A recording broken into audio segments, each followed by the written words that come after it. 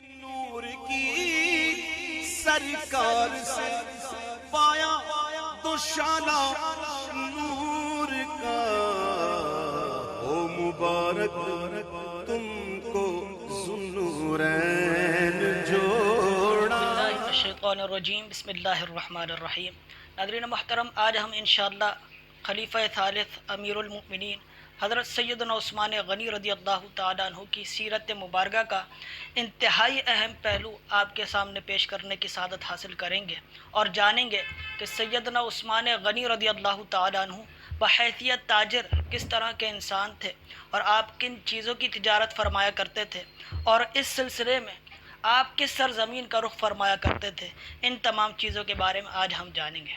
ناظرین محترم، یاد رکھیے گا سیدنا عثمان غنی رضی اللہ تعالیٰ عنہ زمانہ جاہلیت سے ہی ایک معزز سرمایہ دار اور تاجر شخص تھے۔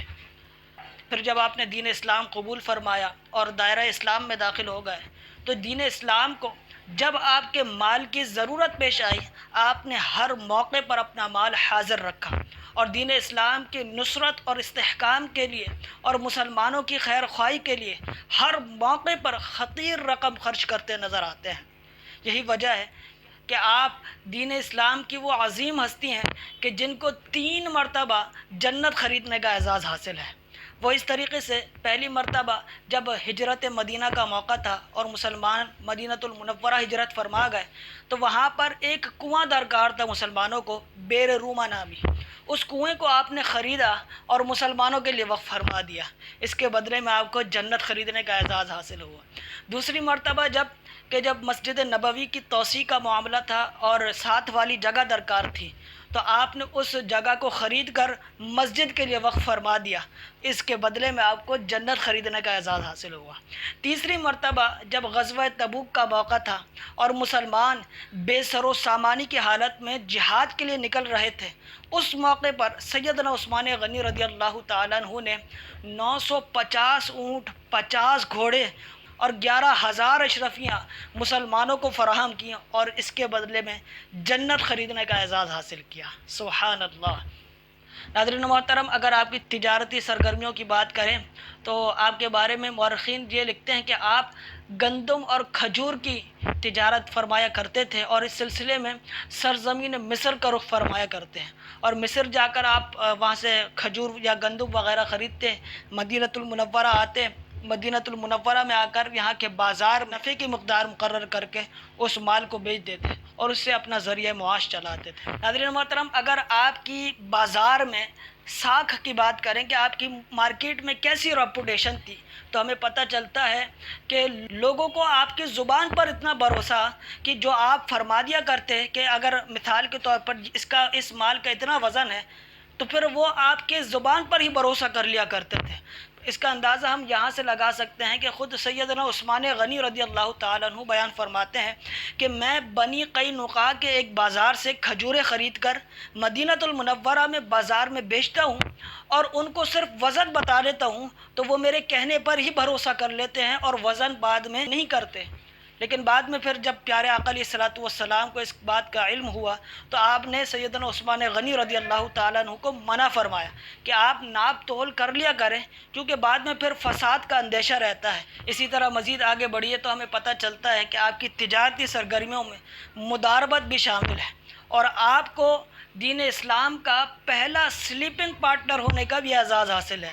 وہ اس طریقے سے کہ آپ لوگوں کو مداربت پر مال دیا کرتے تھے، اور مورخین یہ لکھتے ہیں کہ حضرت یعقوب جوہنی رحمۃ اللہ علیہ کو آپ مداربت پر آدھے نفع کی مقدار پر مال دیا کرتے تھے۔ تو یہ جو مداربت تھی یہ دین اسلام کی پہلی مداربت تھی ایک قول کے مطابق۔ تو گویا کہ آپ ایک قول کے مطابق زمانہ اسلام کے پہلے سلیپنگ پارٹنر ہونے کا بھی آپ کو اعزاز حاصل ہے۔ اسی طرح مزید آگے بڑھیے تو آپ کی تجارتی سرگرمیوں میں شراکت داری پر بھی کاروبار کرنا شامل تھا۔ آپ پیارے آقا علیہ الصلوۃ والسلام کے چچا زاد بھائی حضرت ربیعہ بن حارث رضی اللہ تعالیٰ عنہ کے ساتھ مل کر شراکت داری پر بھی کاروبار کیا کرتے تھے۔ ایک واقعہ بڑا مشہور ہے سیدنا عثمان غنی رضی اللہ تعالیٰ عنہ کا۔ خلافت صدیق اکبر رضی اللہ تعالیٰ عنہ کا دور تھا۔ اس موقع پر مدینۃ المنورہ میں زبردست قسم کا قحط پڑ گیا۔ لوگوں کو کھانے پینے کی بنیادی اشیاء بھی میسر نہیں تھیں۔ اس موقع پر سیدنا عثمان غنی رضی اللہ تعالیٰ عنہ کا 1000 اونٹوں پر مشتمل ایک تجارتی قافلہ مدینہ المنورہ میں داخل ہوا۔